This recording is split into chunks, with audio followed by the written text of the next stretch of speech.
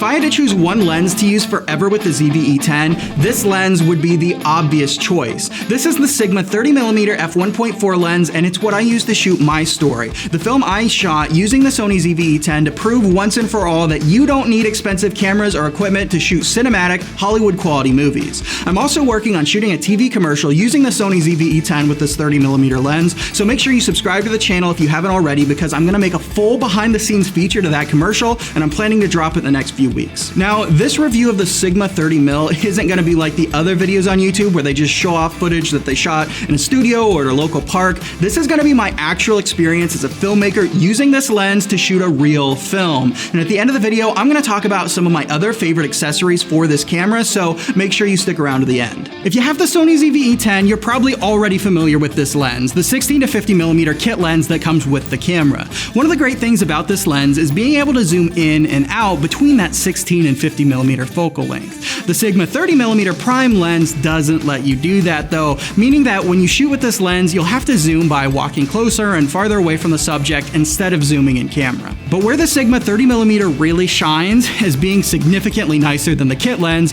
is its ability to stop down the aperture all the way to f1.4. What that does is it allows you to blur out the background of your shot way more. If you look at this shot here, as I turn down my f-stop, the background is getting blurrier and blurrier, but on the zoom lens where I'm only able to go down to f5.6, I can't get nearly as blurry of a background. To demonstrate how big of a difference this makes in the footage, I actually recorded one of the lines from my story once with the kit lens that can only go down to f5.6 when zoomed all the way in, and then a second time with the Sigma lens set to f1.4 so that you can see the difference. Let's take a look at the footage. You don't get to tell me who goes in my book and who doesn't.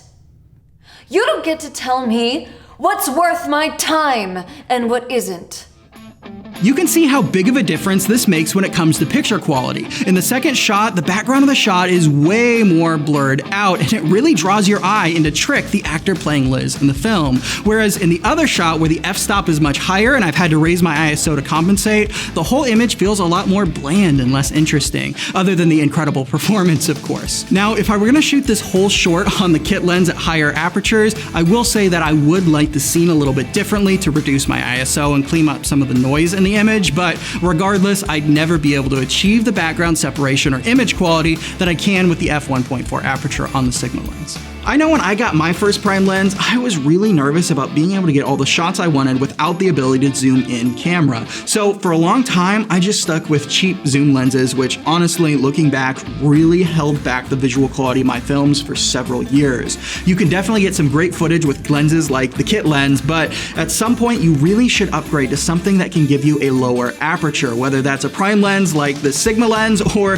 even if it's just a good zoom lens that can stop down to f2.8. The reason that I think you can get away with using the Sigma 30mm for the ZV-e10 without having any other lenses is because not only does the low aperture make your shots look awesome, but it also gives you a ton of versatility to get wide shots, medium shots, and close-ups, all without having to change the lens. With a lens that's really zoomed in, like the Sigma 56mm lens, it can make your close-ups look great, but it's pretty much impossible to get wide shots with it. And with a wider angle lens like the Sigma 16mm, you can get some wider establishing shots, but trying to get close-ups with a lens like that usually gives you a pretty amateur looking footage. But the 30mm is the perfect focal length to get the wide shots and close-ups without having to ever change lenses. Another big pro to the Sigma 30mm is the lightning fast autofocus. Sometimes with lower aperture lenses, it can be a little more difficult to get your subject in focus, but between the ZV-e10 autofocus system and the quick motors in the Sigma, blurry out of focus footage just isn't an issue with the system. And when you're both directing and operating a camera on a film set, I can't tell you how relieving it is to just not have to worry about your focus during the shoot, because you can just trust that your camera is taking care of it for you.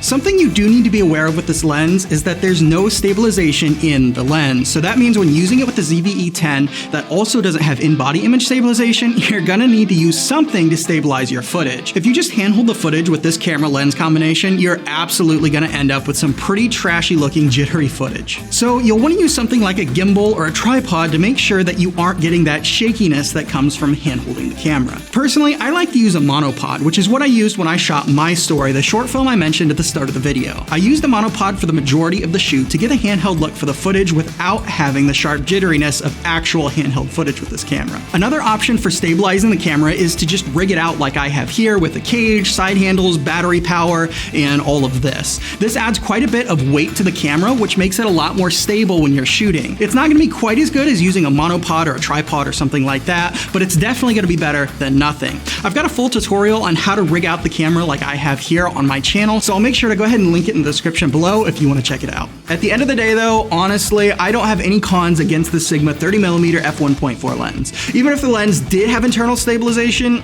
I'd still recommend using another method of stabilization with it. And anymore, I'm perfectly comfortable shooting without zoom capabilities with a lens like this that's so versatile. I ended up shooting about 65% of that film, My Story, using this lens, with the 56mm accounting for the rest of the close-ups in the film. And while shooting the TV commercial that I mentioned at the start of the video, I'm only exclusively using this 30mm since it's actually the only lens that I personally own for the ZV-e10. Now, like I promised earlier in the video, if you're trying to shoot cinematic footage on the Sony ZV-e10, I actually put together a list of my top 10 lenses and accessories for making incredible films on the Sony ZV-e10. And the Sigma 30mm is actually the second thing on the list. Over there, I've got a ton of information on super affordable lights, microphones, lenses, tripods, and everything that you need to shoot films with the same level quality that I was able to make happen with the ZV-e10 and the short film My Story that you're seeing footage from on screen now. You can find a list of them using the first link in the description below, which will take you to a special video that's not on YouTube, along with links to purchase all of the equipment I recommend.